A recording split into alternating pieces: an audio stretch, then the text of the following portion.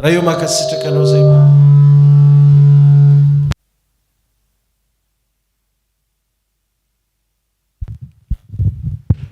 raha eo makasitraka anao zay amin'ny anaran'i Jesosy a midera sy misaotra anao zay amin'ny fonay manontolo tsapanay fa ny maraim-baovao zay omenao anay dia maraina tao maraina amin'ny lokal zay tsy tao anatin'ny sainay akory ny foazanay maraina fa famindraponao ny matoy zao anay makasitraka tompo satria manaiky zay fa ianao le tompony hetsy ny fahefana hatramin'ny taloha indrindra ka ho mandrakizay ianao ny miaraka aminay isan'andro isan'andro sotra satria tahaky ny tsy ahalalànay koa ny foazanay maraina sy hoe nieveranay fa vokatry ny valimbavakay zany teohatrizay koa ny fanomananao an'le herinandro etrenay an'izany satria fantatray fa zay mbola tsy hitany masonay na nydrenesin'ny sofinay naneditra toampon'izana izy nefa nomaninao anay aoka hoe herinandro sambatra ifakahitanay aminao tsy ekinanay amin'ny zavatra hita maso fa iombonanay amin'ny fanahinao kosa meo anay fifaliana firavoravona teny fiainana fijoroana fitehirizana mba hatonga anay amin'ny fotoana rehetra ananantoka fa eo akaikinao zay eo anilanao zay miaraka aminao zay tianao zay amin'ny anara maherin' Jesosy Kristy avy any Nazareta mitenenena Jehovah mihaino anao zay amin'ny anaran'i Jesosy amen. Dao tsika ity tanana mafy be ho an'ny tompo a mahazo toerana tompoko ndao antsika dia efa mpizara ny tenin'Andriamanitra indray arak'izay fomba itenenan'Andriamanitra an'izany amintsika amen. Ary anisan'ny hoentintsika androany maraina omeny fanamasina antsika ny toe-po mahazaka fanotronana toe-po mahazaka inona fanotronana ny fanotronan'Andriamanitra dia mitaky toe-po fanandrify amin'izay ilainy zay no mampahazo aina azy baiboly any dia miteny eo amin'ny oabolana toko faefatra ny 7:20 oabolana toko faefatra ny 7:20 inona mivaky ny tena efa tsy anjery etsika loatra eo ozy izy ny tenin'Andriamanitra tandremo ny fonao mihoatra noho izay tokony rehetra tokony ho tandremana fa avy ao aminy no iavian'ny aina tandremo ny fonao mihoatra noho izay rehetra tokony ho tandremana fa avy ao aminy no iavian'ny aina ny tena fototra manome lanja ny fanompoantsika an'Andriamanitra dia toe-po ny tena fototra ahafahantsika misitraka ny fanatren'Andriamanitra ho tonga fanotronana dia toe-po natao antsika zanak'Andriamanitra rehetra ty toko sy andininy ity ho an'izay rehetra nanolo tena ka manana an' Jesosy dia manana antony manokana tena hoe hijoroana ao anatin'izany fiainana fanefena toe-po zany ny fahatsoram-po ny avinavina ny fahasiahana ny faharatsipanahy ny kalitao rehetra izay mety hoe amaritra ny olona anankiray amin'ny hafa ety ivelany ny toetra ratsy sy ny sisa rehetra dia avy ao am-po daholo zany Jesosy dia nilaza ao amin'ny Mateo 5:20 amin'ny bokyny Mateo 5:20 Jesosy dia niteny an'izao teny zao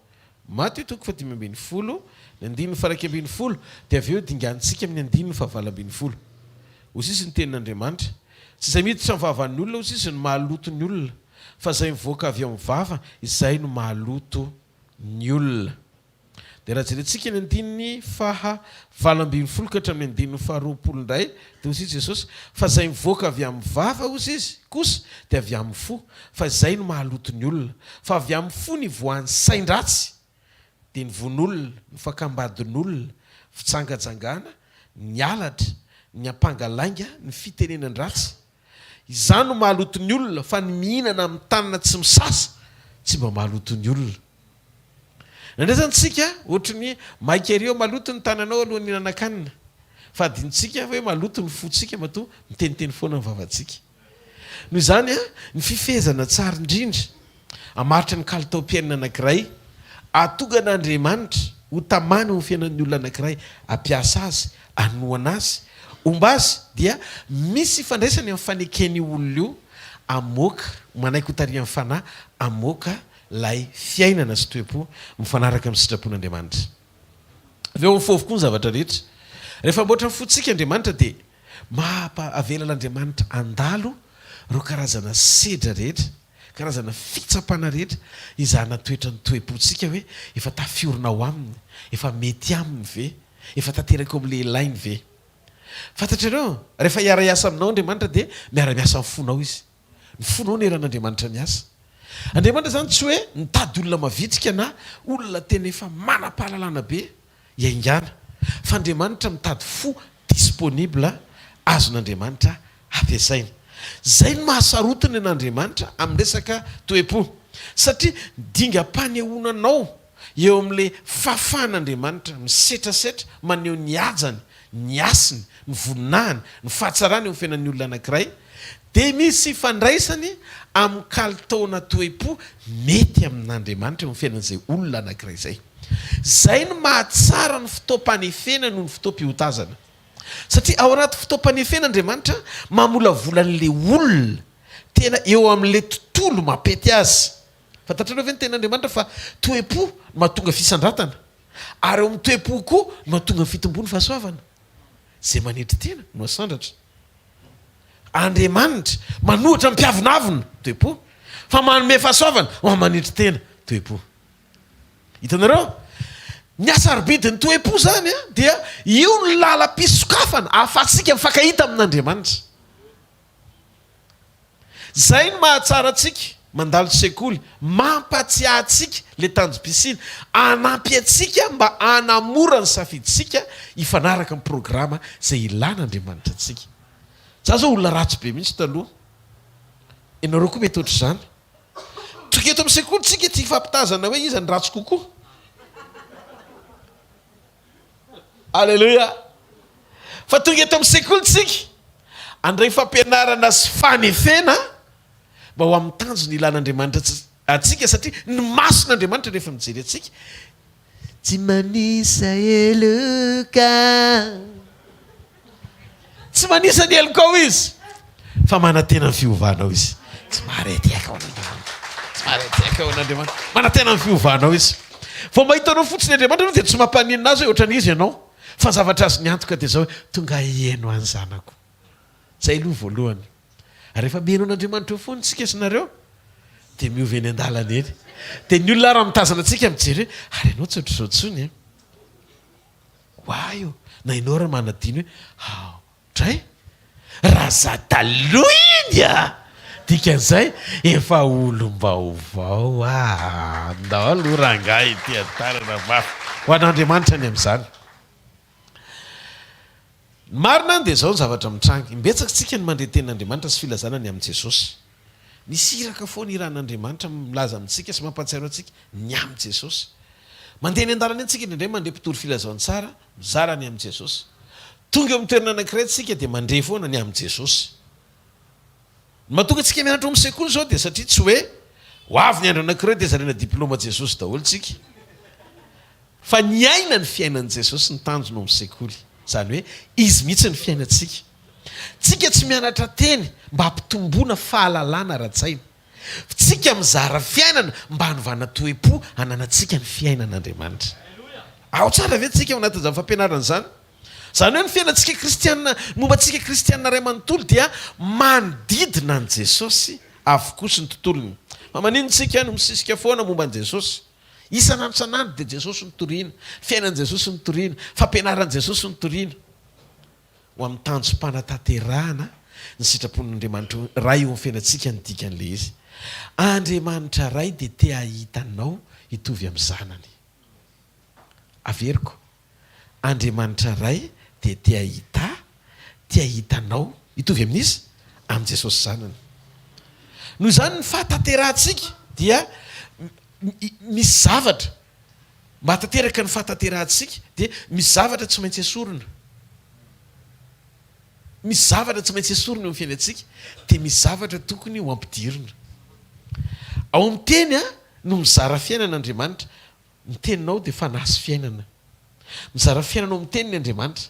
Dia rehefa mifandona le teny sy le fiainana tsy izy ao anatinao dia ratsana an'le teny le fiainana tsy izy, fampitoerin'le teny le fiainana izy. Dia zao ny antony lalana rehetra iainantsika toy ny hoe misy fanoerana, nisy fanenjena renylay kipitsopitso pizantoetra sy fitsapana lalovantsika ireny am'ireny Andriamanitra ny manaisitra n'le tsy izy sy mampitoetra n'le izy. Ny tanjona farany zany de zao, mba horava sy ho sitrana ao anaty sekoly mpanasitranana ny avonavina, mba aseho amintsika le sary tena izy, de le sarin'Andriamanitra naseho tao amin'i Jesosy hatramin'ny voalohany. Hoe amin'izay Andriamanitra aminao amin'ny fotoana anankiray, ho avy ny andro de zao nolazain'Andriamanitra aminao, amin'ny fotoana mitovy amin'ny zanako malalako ianao, de tsahatra tanteraka hatreo ro fahasarotana rehetra eo amin'ny fiainana lalovanao. Hitanao, rehefa tanteraka ny toetrantsika de ho amoraina amintsika ny zavatra rehetra, satria renao fa tafapetraka tsara mahazo toerana le fandeferana. Ianao tsy le karazan'olona mora mitrotro reny, na hoe mora mandroatra ny fiantsoana azy, fa le olona afaky ny ainy tsara mpandeferana miatrika ny fahalemeny hafa. De hitanareo, ny dingana faratapiny ao anatin'ny fiovana de mametraka ny toepoko sy ny toeponao, tsy mora sorena raha misy zavatra manafotoana, fa honena ny mpanota ohatr' izay nataon'i Jesosy. Hitanareo amin'izay, ny dingany famorana zany de atonga anao ho karazan'olona azo n'Andriamanitra anamorana ny programany rehefa manaiky ianao ny anana toepo mora sy malefaka azo n'Andriamanitra iasana. Voalohany, amin'ny fony miainga ny fanovam-pianana tanteraka. Rehefa mahita olona feno avinavina ianao de manana fo feno avinavina izy zay. Raha mahita olona feno fanetretena ianao, fitiavana, fankalana, de sahala amin'izay koa ny ao anatiny. Ny zavatra hita ety ivelany zany de valiny avy eo am-po daholo. Andriamanitra de miasa mba hatanteraka ny fahatanterantsika amin'ny fanefena toepo ifanaraka amin'ny sitrapony ho amin'ny tanjona hanafatsika an' Jesosy. Zany hoe iny lazaintsika tamin'ny zoma le sary tian'Andriamanitra maverina. Ny sekoly de manome antsika ireo fahendrena vonona araka ny sitrapon'Andriamanitra, ahafahantsika miatrika ny fanadinan'ny fiainana, ahafahantsika mandresy ihany koa anamora ny fanehoantsika an' Jesosy ao anatin'izany. Inona ny zavatra anankiray tena hoe tian'Andriamanitra ho hita? Ny tian'Andriamanitra ho hita de Jesosy ao anatinao. Io le fanefenantsika hamoaka tsara an' Jesosy. Rehefa tena hoe miaintsika ka mandroso ao anaty fanompona dia retsika manomboka mivoaka Jesosy, ny epita ety ivelany Jesosy. Zay le hoe mamenoanay. Paoly tena mivavaka. Paoly tsy mivavaka mba tonga anao ho ambinina amin'ny zavatra rehetra. Paoly tsy mivavaka atonga anao miliardera. Ny fiasana toko 7 vakeo de ozy izy Paoly, zany rehetra zany manaraka ho azy rehefa feno Andriamanitra ianao, mba amenona anareo amin'ny fahafenon'Andriamanitra rehetra. Nao antsika hijery olona anankiray atao hoe Elize no anarany, mpianatra Elipa aminany izy io, ohatran'ny Josoa koa tamin'ny Mosesy. Hijery kely testamenta taloha tsika. Ny ministeran'ny Elize de feno fahagagana, olona tena nampiasaina tamin'ny fomba mahagaga be izy. Rehefa maki baiboly nefitsika de hitatsika fa 14 teo ny eo rehefa isaina amin'ny baiboly, isao tsara ao anaty baiboly fa 7 mirakla nampiasana ny Elize, any Elisa, fa 7 kosa ny Eli. Zany hoe atsasaka ny Elize ny voasoratra fa nampiasana ny Eli, fa 7 nampiasana any Elisa. Angamba misy ifandraisany amin'ny double portion le izy de voarainy tamin'ny Eli, satria ny anjarandroa tao amin'ny Eli no ao amin'ny Elisa, de le double portion namaritra ny isan'le fisehoana koa ho avy roeny noho izay nampiasana ny Elipa aminany. Nasehon'Andriamanitra tamin'ny fanehoam-pamantarana mahagaga maro io mpanompony atao hoe Elisio. Hojerentsika ny aparany hoe inona ny sedran'ny lalovany sy ny fomba nahafahany ny fikitra tamin'Andriamanitra ao anatin'izany. Tsaroantsika tsara angamba fa tamin'ny zanak'Israely ihany koa izay nentin'Andriamanitra ny ala avy tany amin'ny tany Egipta ho any amin'ny tany nampanantenana atao hoe Kanana. Fantatsika fa rehefa maty Moizy ary Andriamanitra mihitsy nandevona azy tao tendrombohitra. Tahaka ny Eli koa tamin'ny Elisa, de ohatr'izay koa Josoa tamin'ny Mosesy. Tiako tantarana amin'ny tantaran'ity Josoa ty de zao, ny fiainany koa de feno fahagagana ohatran'izay nataon'Andriamanitra tamin'ny Elisa, fa tamin'ny endrika tsy takatry ny saina nysehon'Andriamanitra taminy koa. Ireto ary misy mirakla anankiefatra ngeza be nampiasana ny Josoa. Fahagagana voalohany nampiasa azy tamin'ny rano Andriamanitra. Hitanareo le hoe rehefa namoron'Andriamanitra de nisy fotoana navahan'Andriamanitra ny rano sy ny tany, ny abakabaka sy ny lanitra. Isa nanaraka tamin'ny zoma. any hojerentsika amin'izay rehefa nidin'Andriamanitra na nisy fofinaina teo amin'ny Adama, zany hoe lasa nisy ny équilibre, ny fandanjalanjana, ny fifandraisan'ny lanitra amin'ny tany teo amin'ny nanomboron'Andriamanitra ny olona. Vovoka na sy ny fofinaina dia tonga olombelona.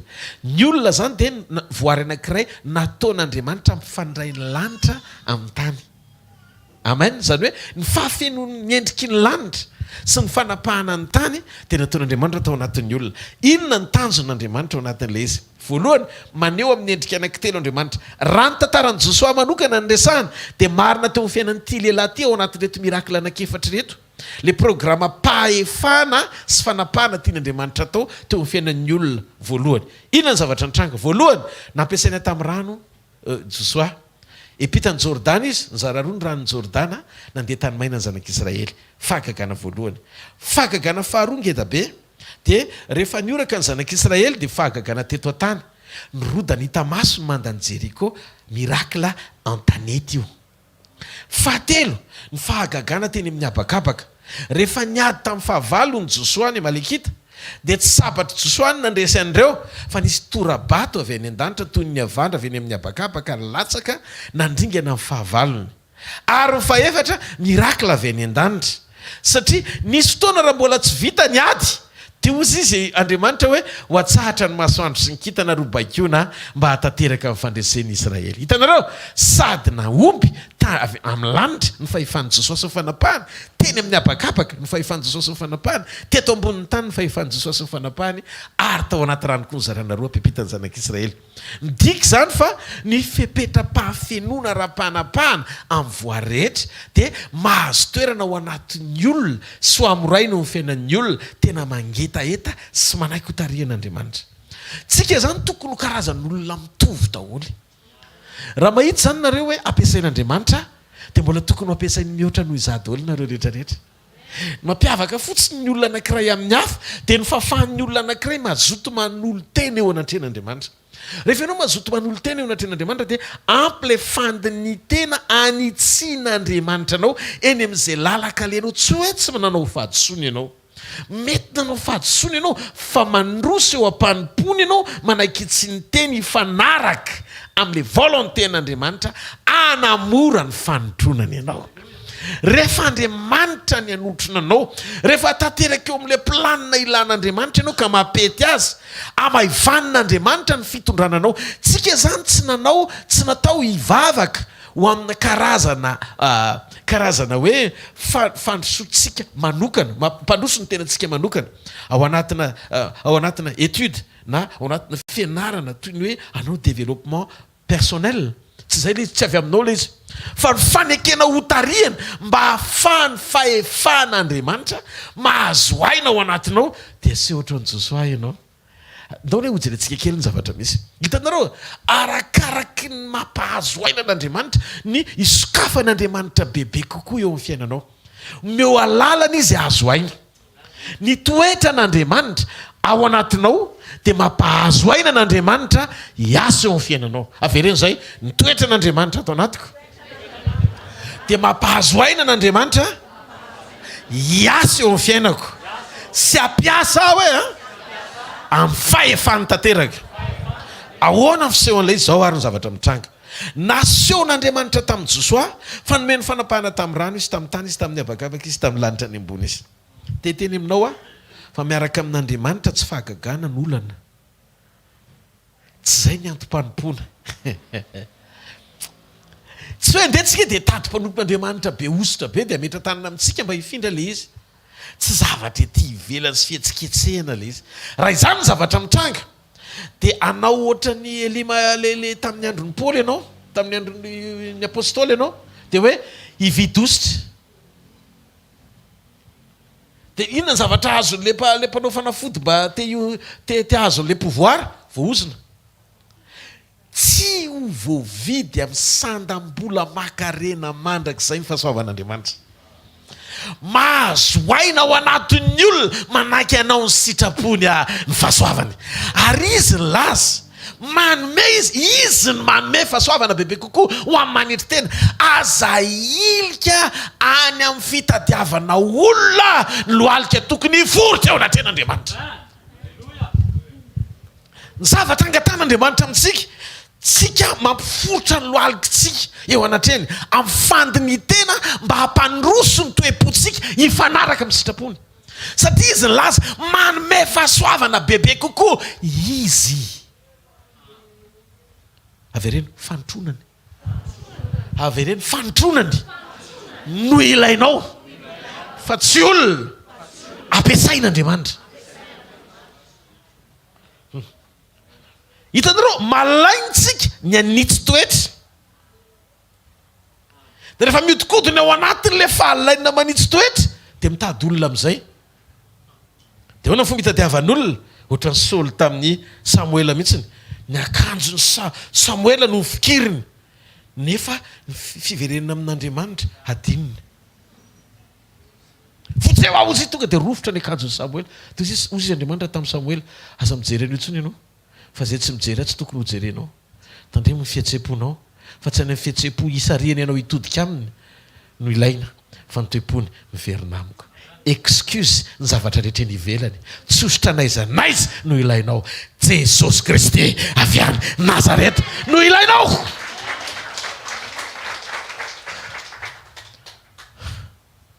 Azonareo ve le fampianarana marina ohatra ny tia nonona ny sainao zany ianao fa rehefa mifanerasera amina mpanompo ampiasain'Andriamanitra dia afaka hipitika any aminao ny osotrany. Ancien testamento testamenta taloha zany fa zao ny zavatra mitranga asehoan'Andriamanitra amintsika fa rehefa mety zany Josoa zany tsy tokony anisan'ny olona azo ny fahafahana sy faveur tamin'Andriamanitra hoe hitondra isolo an'i Moïse izy apiditra ny zanak'Israely tsy tokony satria betsaka ireo fitopolo lany hosorana ary tsy tao anatin'ireo akory izy le mpanampinampy kely ary eny ambody tendrombohitra izy rery mavita miandry ambody tendrombohitra mandrapidin'i Moïse izy rery ndraitrarehetra samy varina any amin'izay mahavarina azy fa izy manana etaeta-po ho an'Andriamanitra. Hitanareo amin'izay apreto an'Andriamanitra eo ane io fo io raha te hita zavatra e apreto mba manandramana e aza badely ny zavatra ilaina amin'ny zavatra iny atao fa sokafo ny fomba ilazy mihoatra noho zavatra ilaina raha vao mangeta eto io fo ka mivelatra mampirisika anao mivavaka amin'ny alina matsiaro Andriamanitra mangeta etanao ny foko maniry ianao ny fanako ianao mihitsy ny faniriako ambony indrindra fantatro fa azoko ananana daholo ny zavatra rehetra fa zany tsy midika akory rehefa ananako ny zavatra rehetra dia miaraka amiko ianao mihitsy no ilaiko Jesosy mila anao ny foko amaraky mifolo alina ianao indraindray tsy mahita tory fafoaziny tonga amin'ny fotoana teny hisokafako aminao amin'izay tsy vitako ny fiainako raha tsy eo ianao aleotsika roa ihany tsy marety eka ho an'Andriamanitra. Halleluja.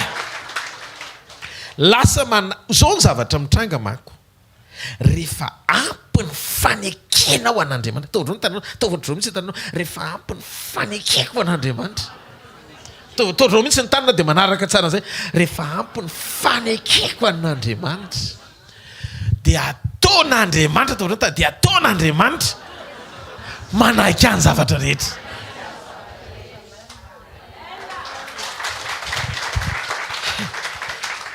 Eno ene vao nanaiky any Adama vao nanaiky an'Andriamanitra Adama seva tamin'izy mbola tsy niodina manaiky azy Edena sy ny voary rehetra vao niodina Adama seva naliona raha te hanaikitra any Adama amin'izay zany hoe ny fiazonana ny filaminany Edena dia nataon'Andriamanitra ny afo natao ambadiky ny fanekeny Adama azy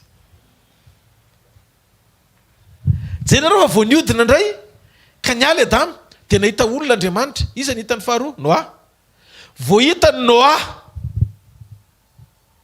fa olona araka amin'ny fony verina indray ny tao Edena tonga dia mamerina Edena vetivety Andriamanitra manaiky any Noa daholo tsororo ny biby hatrany vitsika elefanta ka hatrany vitsika manaiky atsororo hitatra amin'ny sambo fiara ny fomba hoana asa be no mandroaka omby zany mandroaka an'ireny le biby mitsoka didi rehetrarehetra reny fa dia nahavarina fa nitanjozotra tsorororo zareo nandeha daholo dia manao kokoa Noa eo amin'ilay vavahady hity Noa e satria nahoana rehefa mpaneken'Andriamanitra anao na ny dia tokony hitsoka ny amin'ny biby dia tokony hitsoka aza lasa manantona anao fotsiny. Zay no mahatonga antsika eny tsy manao lasasy satria matahotra tsika fa sao dia manolo tena mandoalika ny sanglier. Amen. Rehefa makataon'Andriamanitra mety mandoalika fotsiny le biby any anatin'ny ala tiao manolo tena ho sakafonao. Alleluia, alleluia.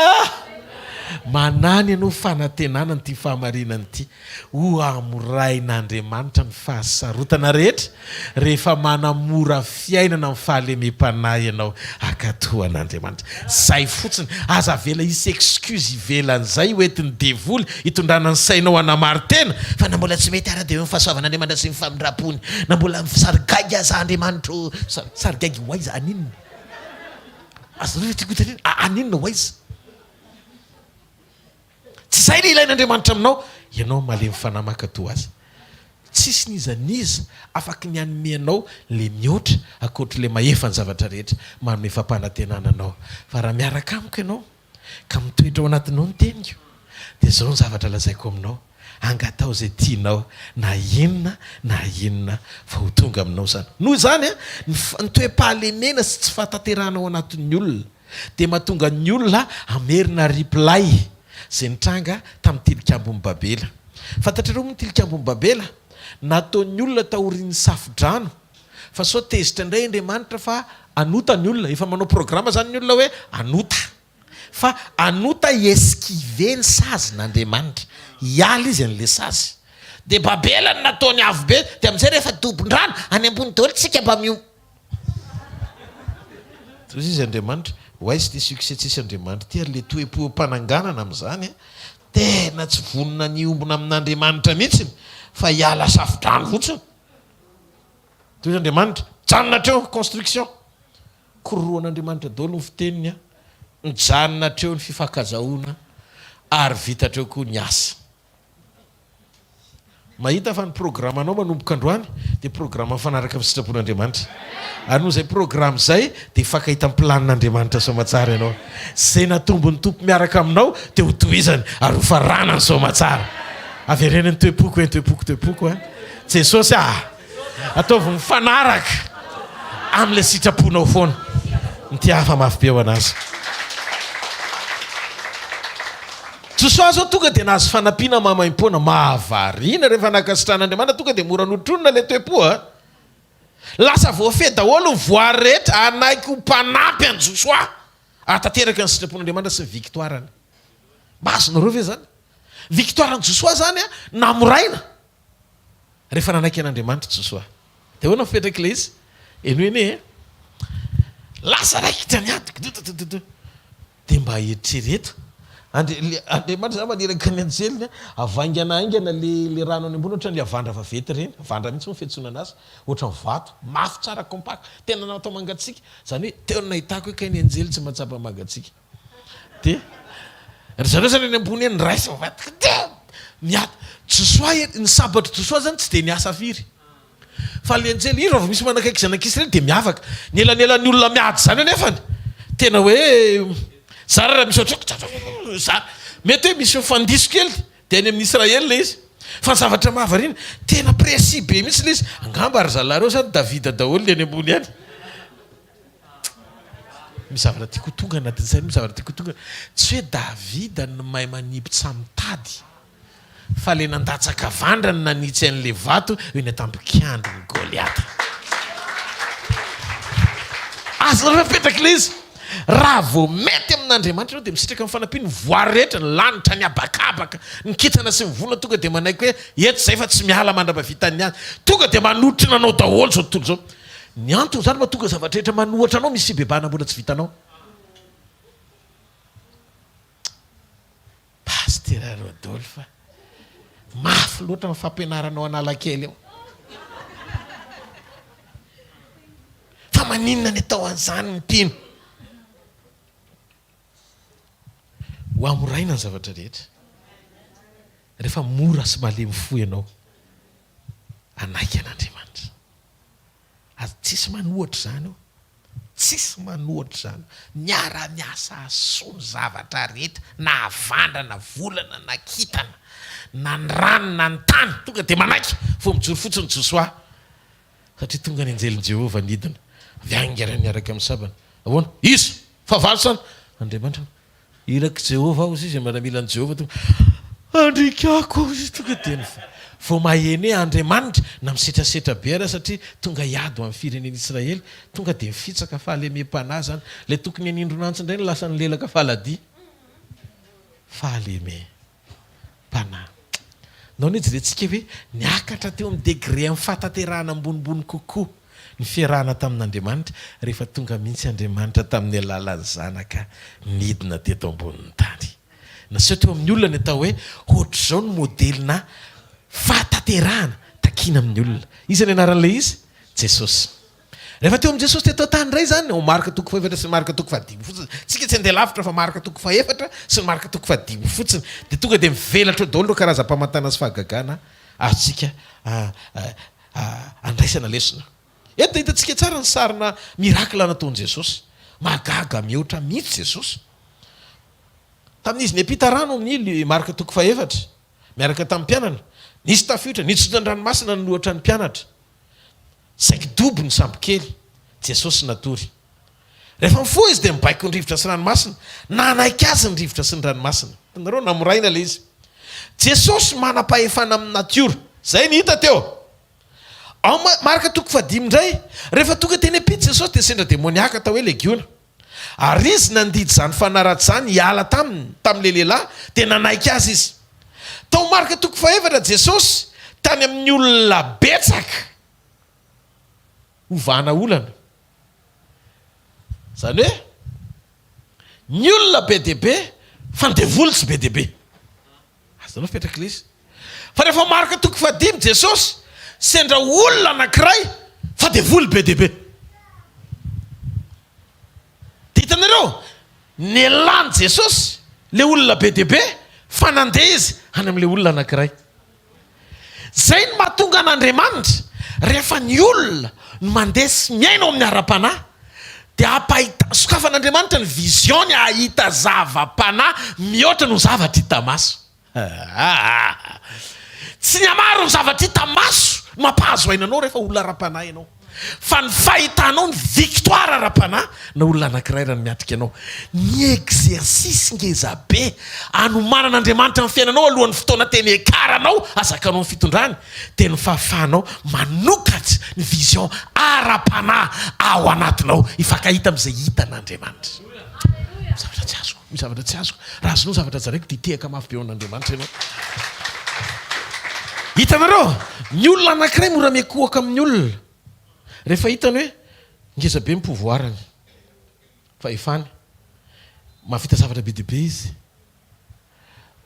ina moa zany be voninahitra de faritana koa mizavatra ananany mpanakarena izy satria nahoana anazy daholo any baba izy a de any lovoatra koa misy anazy daholo zany hoe mpanambe izy zany de fantatry ny olona hoe zao mpoahany zao ny zavatra zay ny amaritany zao tontolo zao ny lanjan'ny olona anankiray zao tontolo zao zay fa neny Jesosy lozan'le zao tontolo zao sy le olona be deaibe hita maso fa lasa izy nandeha niampita hijery olona anankiray feno devoly ho afahany ny vision an' Jesosy tsy mahasaka anazy mihitsy ny voninahitra hita maso fa izy liana foana amin'ny fanafahana ara-panahy tsy maharety aika ao an'Andriamanitra raha Jodasy zao no teo amin'le toerana toy izy Jodasy hoe wo olona za manaraka any matotsika de pita ry mety foatroany ary tianovonjena hitanao am'izay le tiako am'lina lalana le vision sy le fomba fijery ty resaky ty tsy any amina million olona miassiste mihaino anao fa ny amin'isan'ny olona tena niova fo nandray an' Jesosy tamin'ny alalanao misy olona anankiray miova fo eo zay mampifaly lanitra ray manontolo fa tsy hoe olona manao amenina be deaibe tsisy tehakareko tsony ka mialatsindra ohatry ny mahitsitsy le teny satria le teny mahitsy manova zavatra io misy vision taloha mila hovaina misy vision taloha mila hovaina fa ombiazana rehefa fenony olona fa ombiazana rehefa mioraka daholo ny ray toerana fa ombiazana rehefa faly zao maivamaivana ny olona miala Jesosy tsy tonga hijery anao maivamaivana ravoravo ny ahatongavany Jesosy nyretany teo amin'ny azy fijaliana tsy anao maivamaivana fa ianao any an-danitra manahirana azy io manahirana azy io ary zay ny antony mahatonga anay irana ampatsiaro antsika fiangonan'Andriamanitra mihavana amin'Andriamanitra ny anareo mihavana amin'Andriamanitra tovy zay azo antoka mahazo ain'Andriamanitra miaraka aminao tiandretehaka mafy ao an'Andriamanitra tenenina eo akaikinao tsy olana amin'i Jesosy ny aretina hoe ny olana koa kilalaoany ny mafy indrindra vitany hoe fa ny safidinao ajainy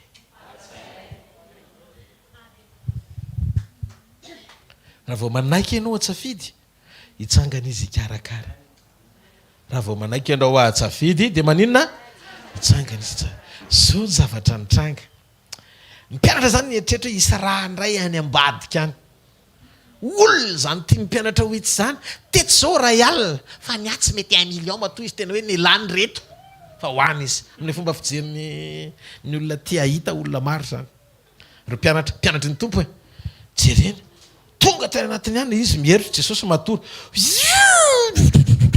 tonga andrano matsay foazy ianao ihany taiteny andedepita dia nitsangany Jesosy dia tsy taitra izy tonga dia natsahatra ny ranomasina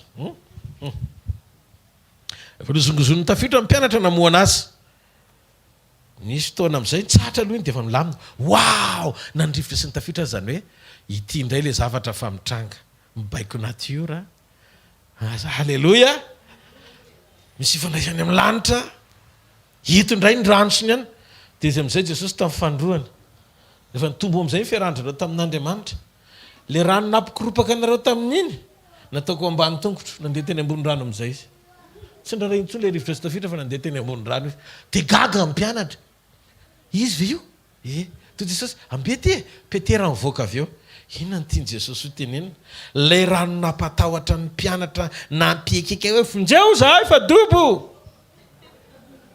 Jesosy teaneo amin'ny mpianany fa zay mampatahotra anao naseoko anao feo ambany tongotro tsy mareteka ao an'Andriamanitra tsy mareteka ao an'Andriamanitra fa teto zavatra manjoanao io eo ambany tongotro Jesosy io dia hozy izy Jesosy tamin'ny mpianany aza misafotifoty tsony halleloia tsy olana tsy problema enona tafiditra tsony zao tsy problema enona ny mahatonga anao mitebiteby ny mahatonga anao miady saina mahatonga anao matahotra aretina matahotra olana matahotra satria tsy tsara fifandraisana sy fiombonana amin'Andriamanitra hozy izy tamin'ny Petera rehefa nandeha seul Petera anantona anao hozy Jesosy tsy ny anakaiky tsy ny anantona nitanjona farany fa ny eo akaikiko ayaya nanantony Petera izy le rivotra nieraka kely izy tonga dia dobokodobo iny tana fa ninona ranomasina kely dia hozy Jesosy masinina ny vavanao dia nato Jesosy stomoramoro Petera dia zao mamikipikitra ery satria vo avy doboko hozy Jesosy na voanao teo andeha nantiny ianao fa mbola nanalavitra fa sofa niantso ianao dia nanakaiky ianao fa rehefa miaraka aminao aza mijeren'izay rivotra sy tafiotra any ndao any anaty lakana amin'izay tsika sy ianao halleloia eo akaiky Jesosy tanareo mitanjona farany rehefa tsara ny fiombonana tsy reny tafiotra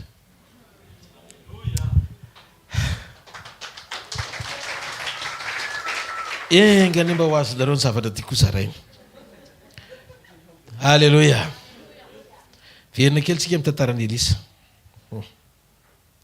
ny fahagagana voalohany nataony Elisa dia niainga teo amin'ny fahagagana farany nataony Eli fahagagana farany verina ny Jordana izy dia nandeha tany maina nandeha tany Jordana mamaky ny Jordana izy mianaka nandeha tanymaina izy andeha ry epita verina amin'izay koa Elisy niaraka tamin'ny kapotiny Eli depara teo amin'izay vitany Elisa hitanareo leza misy depara vaovao zay efa nampioraka ny hafa tany aloha tian'Andriamanitra neona aminao fa voalohany eo amin'ny fiainanao le nampioraka farany hafa.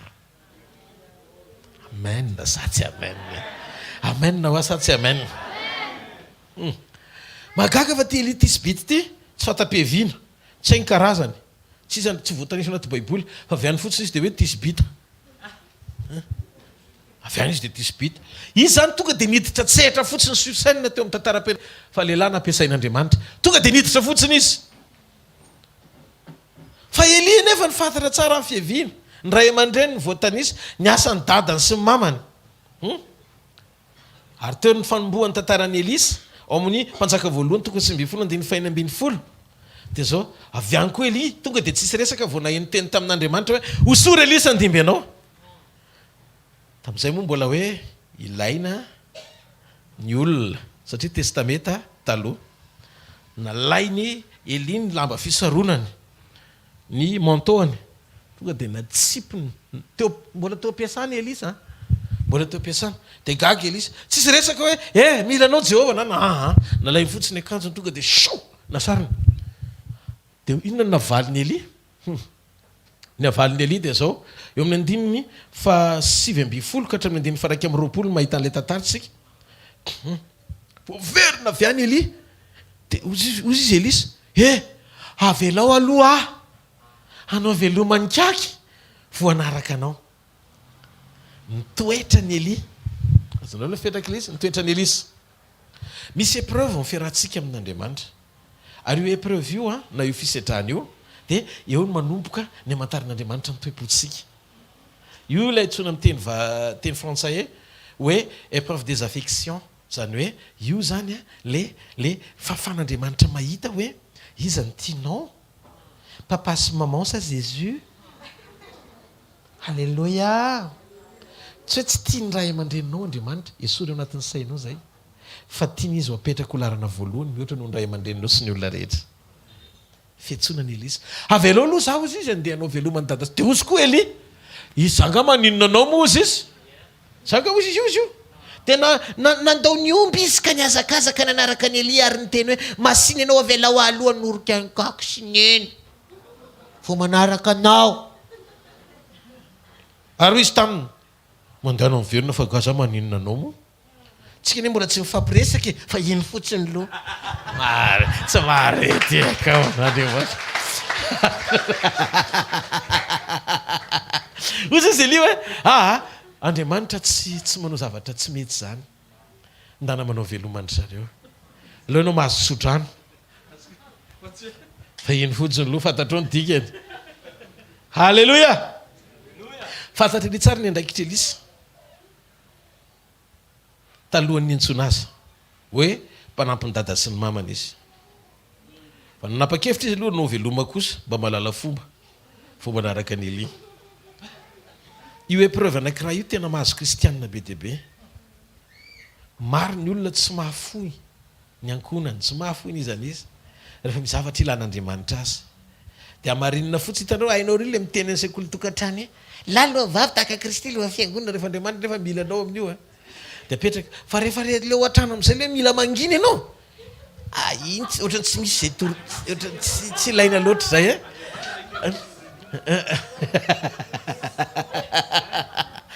azy reo inona pasteur tsao Andriamanitra ekena mihoatra noho ny olona tokony zay zany aloha ny voalohany Andriamanitra no ekena mihoatra noho ny olona Petera ny teny an'izay ny valiany Jesosy am'izay hoe Andriamanitra ozy izy Petera no ekena mihoatra noho ny olona rehefa antso sedra ho any zanak'Andriamanitra io fantany mipetraka de zao inona no mitambesatra ao am-ponao inona ny prioritaire aminao lara-pahamenao anao ny sitrapon'Andriamanitra ve ny asa hitan'Andriamanitra le toepo-pitiavana sy fankatoavana tao am-pony ny ray aman-dreniny mpanjaka faharoa toko faharoa ny 9:2 rehefa niaraka tamin'ny Eli indray izy jereo tsara de mbola nijanona tao am-pony zay fireketam-po zay satria rehefa niteny Eli hoe ianao nijanona amin'izay fa zany de efa misy ilalany tompo ana tsy ilananao tsony toy sanatry amiko naizanaiza lenao teka ao an'Andriamanitra tena be fitiavany ty Elisy ty mora miraikim-po kely ingarainy ary eo mpanjaka faharotoko faharoandiny faharoambiny folo baiboly dia hitantsika mihitsy hoe tena tiany Elisy nataony ohatra ny ray niteraka azo mihoatra mihitsy Eli satria izy amin'ny teny frantsay izy rehefa miteny hoe kako hoe mon père tena miteny zany izy maneho sentiment d'appartenance tena milaza izy any Eli hoe anay ianao halleloja miraiky taminao mifoko Elisy anaraka ny lalan'ny rainao aranofy ianao sa anaraka ny rainao zay ny an-danitra amin'ny fanompona azy aiza ny lara-pamenao amponao Andriamanitra tsy miteny aminao hoe adonoy ny ankonana izy koa tsy milaza aminao hoe adonoy fianakaviana fa rehefa reo ny atakalinao ny fotoanany reo ny atakalinao ny anina dia zay koa mahatonga androso mandroso fa midikodina eo aminao fotsiny fitsory izy apanahy mba ahafan'Andriamanitra mitondra azy fa misy fotoana ianao tena ataon'Andriamanitra mihitsy lasa ianao ary andeha sa tsy andeha zay moa vita vaksiny am'izany hatramin'ny fahazazanay amen sorana an'Andriamanitra ny amin'ny fitondrany tsy maharetehaka ao an'Andriamanitra amen Andriamanitra tsy miteny aza misahirana ianao mikarakara ny ankonanao Andriamanitra tsy miteny hoe adinory zareo fa azatsonatsony fa samy manana lalany fa nitoerana voalohany ao amponao dia tokony ho Andriamanitra fa tonga eo aminao Andriamanitra dia ozy izy hoe manajandrainao sy ny reninao izy any ny teny an'izany tsy izy mihitsy milaza aminao iza manaja an'ireo fa ny tiany ho fantatra dia zao hoe izany voalohany eo amponao na i Abrahama raha nandalan'izany sedry zany Andriamanitra tsy manakipetraka faharoa reto fa Andriamanitra tsy maintsy voalohany foana halleloja alohany tsy misy toy zay faharoa halleloja raha ten'Andriamanitra no vadinao ianao no ny zanakao sy no ny namanao dia manam-pahefana aminao Andriamanitra dia tadio tsy manam-pahefana aminao Andriamanitra no reo vady aman-janakao reo satria na ny vady aman-janakao sakana miaraka tsy hafanao mandroso na ianao na izy ireo ny fantsona ampandroso anao rehefa tena tian'Andriamanitra anao dia tsy possible tsy ho tian'ny olona zany satria Andriamanitra afaka mikitika amin'ny fon'ny olona izy mamango ny fony Aserosy atsiaro a Mordekay mpahamango fo enjana be izy azon'Andriamanitra atao tsara mamorona anao karazan'olona manam-pitiavan'olona nefa tian'Andriamanitra mihoatra tsy maharetehaka ao an'Andriamanitra mba handanany jereo ny exploit ao anaty baiboly rehetra fa olona navita namoy ny ainy noho ny fitiavany an'Andriamanitra daoly sadraka sy bedona koa mpanjaka tianay ianao zao zay tsy ekohaka misary olona volamena kosa non statut tsy mianaiky zay Andriamanitra ny voalohany rehefa Andriamanitra ny voalohany dia ozy izy Andriamanitra tena mitempo anany fony reto izy telo lahy reto noho izany tsy miresaka fotsiny kairy zareo le manao an'le hoe tiako ianao tompo rehefa sendra n'le tena ady abe am'izay kay mavita mijoro martiora mihitsy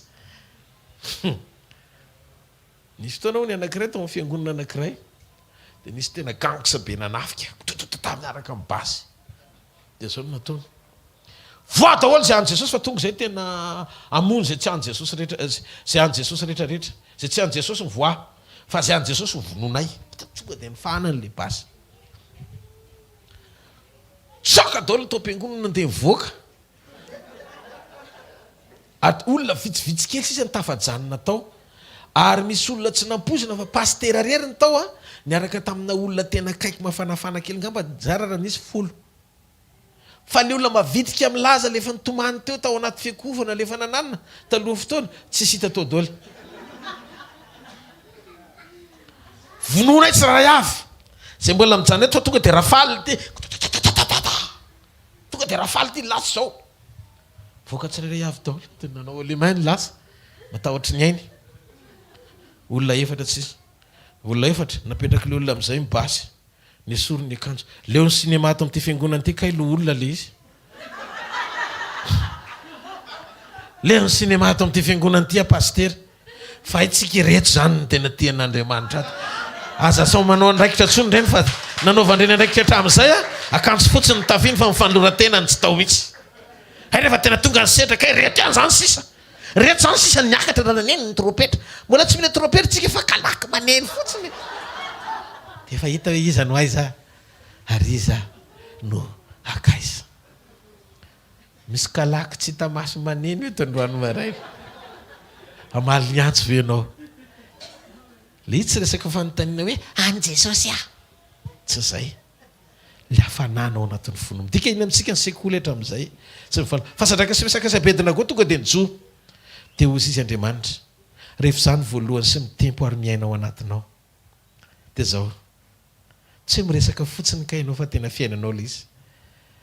Dia ozy Andriamanitra, za mihitsy nihidina anotrina anao. Tsy hampandresy ianao. Mora mandresy fakapanahy ianao rehefa tena mitempo an'Andriamanitra ao am-ponao. Tsy afaka anao izay mampalahelo azy ianao rehefa mitempo an'Andriamanitra ny ao am-ponao. Manaiky mora foana ianao hiala amin'ny fahazaran-dratsy rehefa tena mitempo manaiky azy ny ao am-ponao. Manao foana ianao izay ampifaliana azy rehefa tena mitempo sy mametraka azy voalohany ianao. Rehefa nanontany an'i Jesosy ny olona hoe inona ny dedi lehibe indrindra kay Jesosy io? Mateo 2:7-7 ka hatramin'ny 5:7. Inona nataon'Andriamanitra Jesosy voalohany? Tiavany Jehovah Andriamanitra ao Andriamanitra aloha voalohany. Tsy vao tiavany namanao. Dia Jesosy tamin'ny tiavany Jehovah Andriamanitra ao amin'ny fonao rehetra, amin'ny fananao rehetra ary amin'ny sainao rehetra. Dia ny fahavalo amin'ny 7 zany didy lehibe sady voalohany. Attention ha! Ho anao sy ny ray aloha. Dia ny 7 ary ny faharoa amin'izay. Tanareo, ny faharoa amin'izay. Tahaka izany ihany. Tiavany namanao tahaka ny tenanao. Satria tsy afaka itiany namanao tahaka ny tenanao ianao raha tsy tia an'Andriamanitra. Ovetsika. Andriamanitra aloha voalohany. Jesosy ny teny an'izany. Tamin'ny Mosesy koa ny 5 voalohany momba an'Andriamanitra, ny 5 faharoa fifandraisanao amin'ny manodidina anao. Ary Paoly vao nandray teny tamin'Andriamanitra, tonga dia lasa izay no mahatonga ny hoe mbola tsy tena niona tsara tamin'Andriamanitra no mahatonga anao ohatran'io.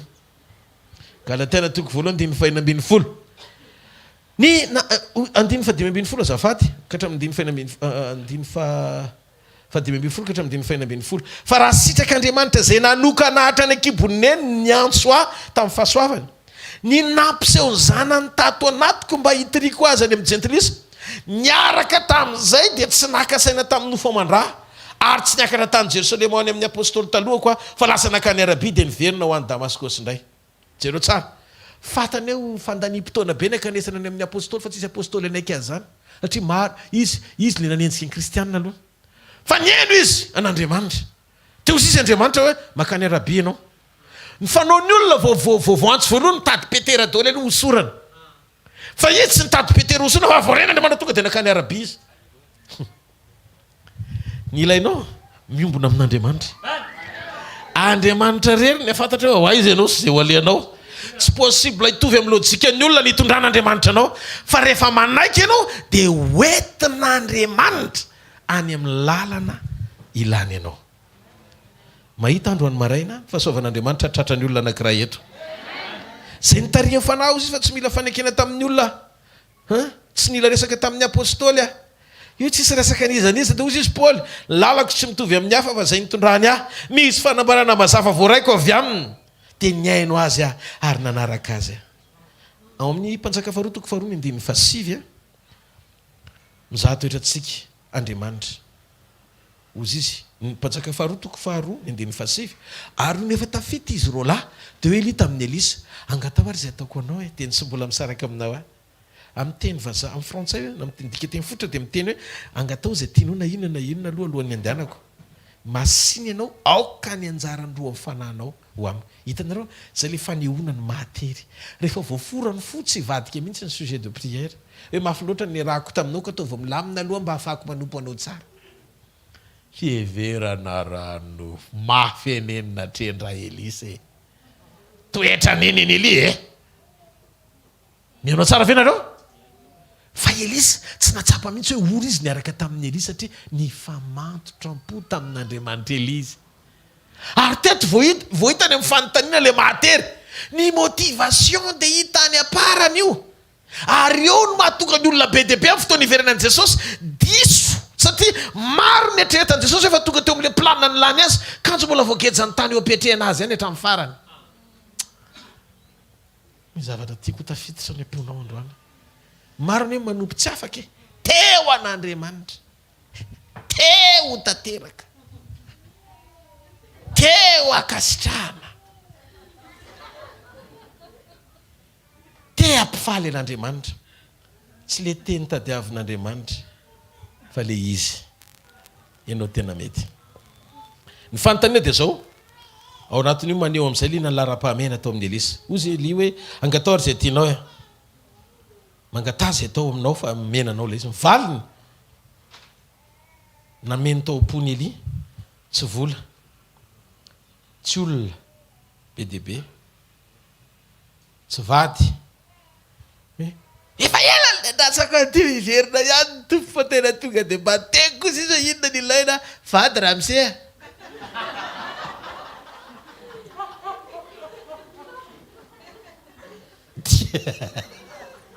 Azonareo ve le zavatra mitranga tena so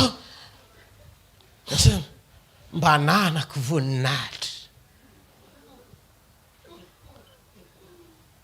fa mivaly tenin'ny Elisa. Ny anjarandro amin'ny fanao anatinao, nametraka zava-panao ambony Elisa, ary zay no mahatsara azy voafora talohan'ny nanompony. Nahafony aremben'ny raisy reny izy fa nanaraka ny Eli.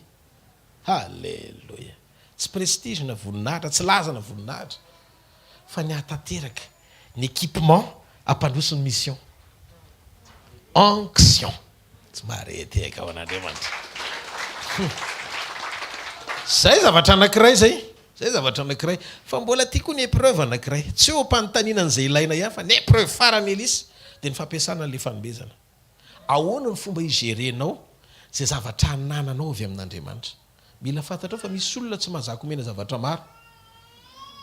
Ory izy ny malemilemy hitanao eo. Fa raha vao misy chiffre ananany mihoatra, tsy mahazaka vola. Vola. Ary na vao zavatra maromaro dia manimba amin'ny fiainam-panahiny. Andremo, zany zavatra matolazaiko misy dikany. Atao ato manko nareo grand be daholo. Dia efa mampitandrina meloa zay. Jereo masina kaikinao mahazaka amin'ny fanetretena hoe ny valeur anao hoe tsy miankina amin'ny abetsahany zavatra nananao, fa ny etaetanao an'Andriamanitra. Tsy marety eka ao an'Andriamanitra. Raha omena fahefana, eo no hitanao ny toetrany amin'izay, manomboka mivoaka amin'izay. Raha vao manomboka mahazo fahefana, mahazo fanapahana ambonimbony, nome, dia hitanao amin'izay. Fa raha vao niakatra izy ka nome dia mivadika ny toetrany nampime. Azonao ve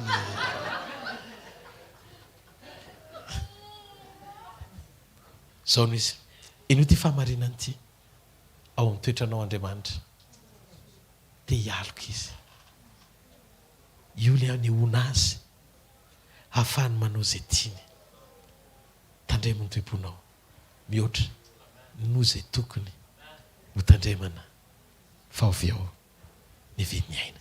Toepo mahazaka fanotronana. Sangary amin'ny toerana misy ianao, afofany amin'ny lanitra ny tananao dia misaora azy amin'ny fonao manontolo. Tompo misaotra anao zay fa tsy hoe ny hositrana, ny anakarena, ny anambola, ambady, ny anamajinika, tsy zay ny antony fivorianay Andriamanitra. Tsy ny anana an'izao sy izao, fa nisokatra amina toepoa anao ny sitraponao. Amboariny tsara avy zay tonga eto Andriamanitra. Fantatro fa eto ianao androany maraina. Fantatro fa miaraka aminay ianao. Fantatro fa eto ny herinao. Nanay zay tena napatika ny hevitray amin'izay fantatry ny tenany efa mety foana. Misy fotoana adinonay ny fisianao fa mbana ny fisianay. Tompo mamondrafo aminay. Ataovy ao anatinay ny etaeta mametraka ny fanjakanao lara-pahamena mihoatra noho ny zavatra rehetra. Tsofoko rano ny tsirainay avy eto. Ho fotoana iovanay androany maraina.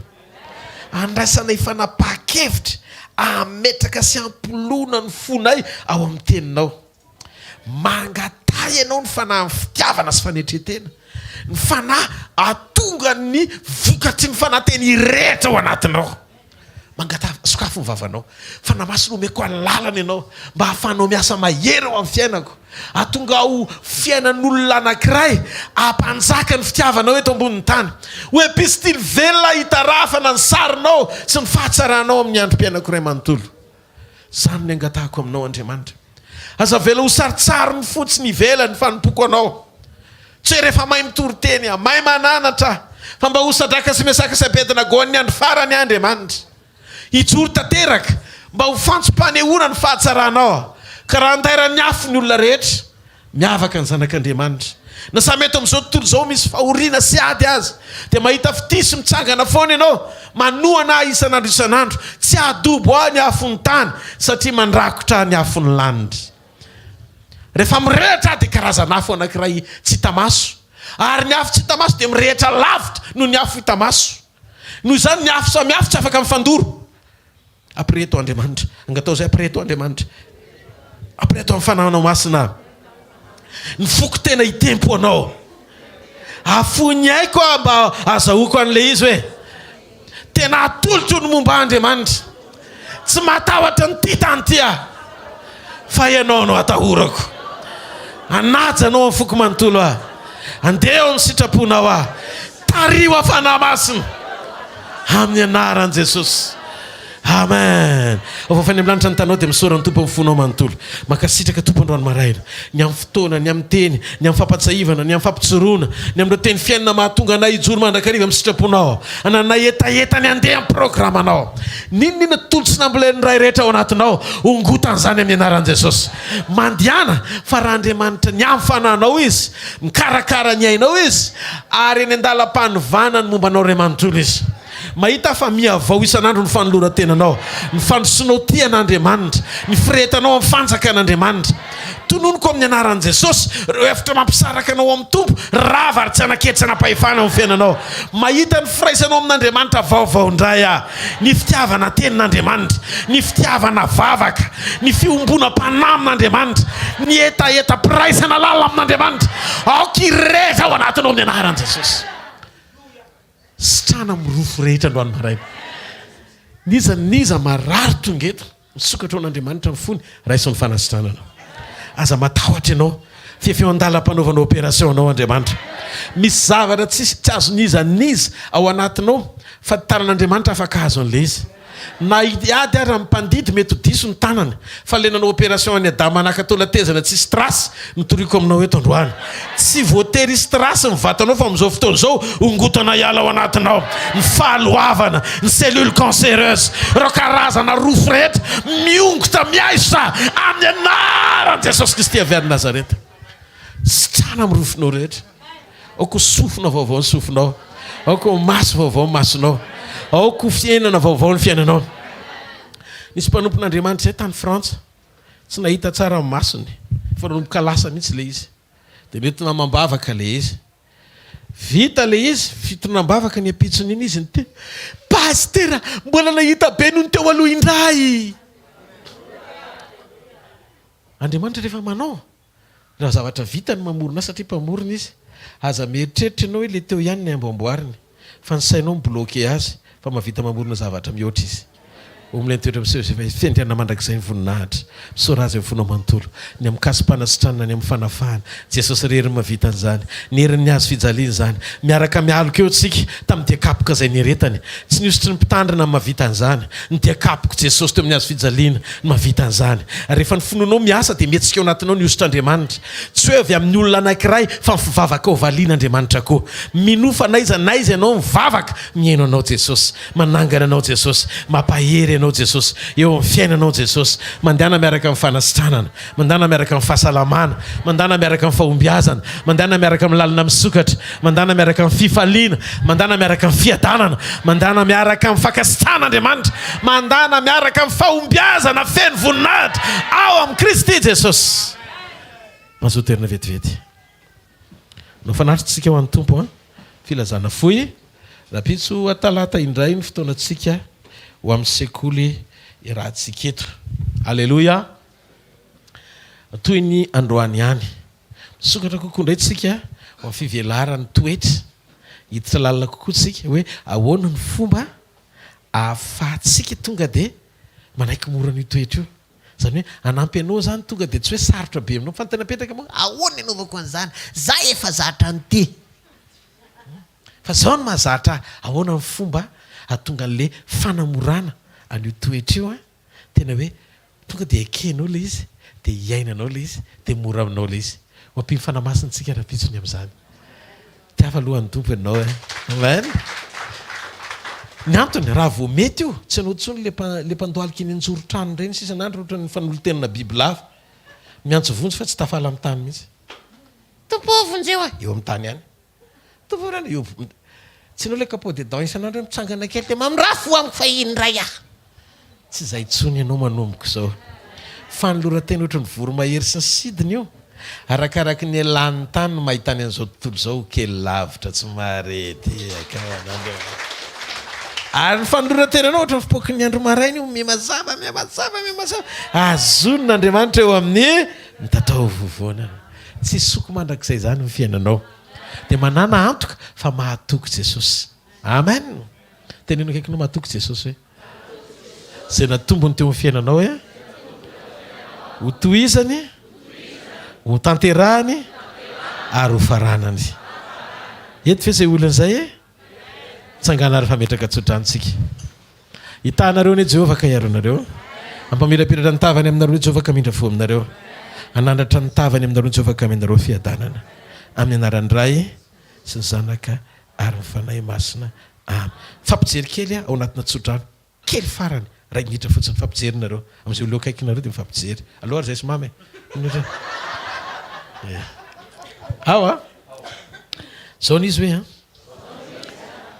ho avy Jesosy nitanjona farany hoe ny eo naminy sy hanovany anao ho tahaka ny endriny tadidio hoe fa tsy zavatra eto tany ka naraka anao any an-danitra aza vela isy zavatra hiazona ny fonao tsy adio fa zay madio am-po no ahitan'Andriamanitra zareo am'izay mifahasoavana amin'ny fahasoavan'Andriamanitra no matio zao a amin'ny fahasoavan'Andriamanitra no matio zao nareo tiafa mafy be ho any